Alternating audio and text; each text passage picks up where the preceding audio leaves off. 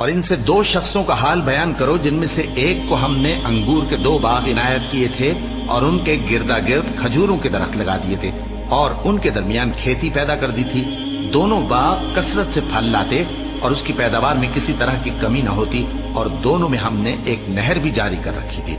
اور اس طرح اس شخص کو ان کی پیداوار ملتی رہتی تھی. تو ایک دن جبکہ وہ اپنے دوست سے باتیں کر رہا تھا کہنے لگا کہ میں تم سے مال و دولت میں بھی زیادہ ہوں اور جتھے اور جماعت کے لحاظ سے بھی زیادہ عزت والا ہوں،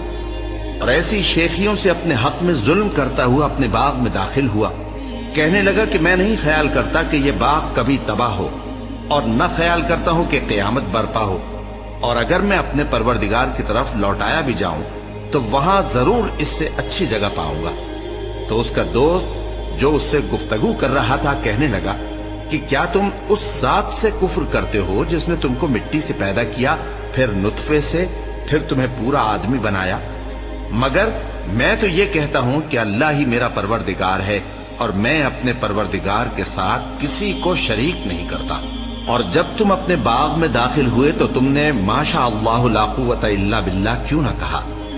اگر تم مجھے مال و اولاد میں اپنے سے کمتر دیکھتے ہو تو عجب نہیں کہ میرا پروردگار مجھے تمہارے باغ سے بہتر عطا فرمائے اور تمہارے اس باغ پر آسمان سے آفت بھیج دے تو وہ صاف میدان ہو جائے، یا اس باغ کی نہر کا پانی گہرائی میں اتر جائے تو پھر تم اسے تلاش نہ کر سکو، اور اس کے میووں کو عذاب نے آ گھیرا اور وہ اپنی چھتریوں پر گر کر رہ گیا،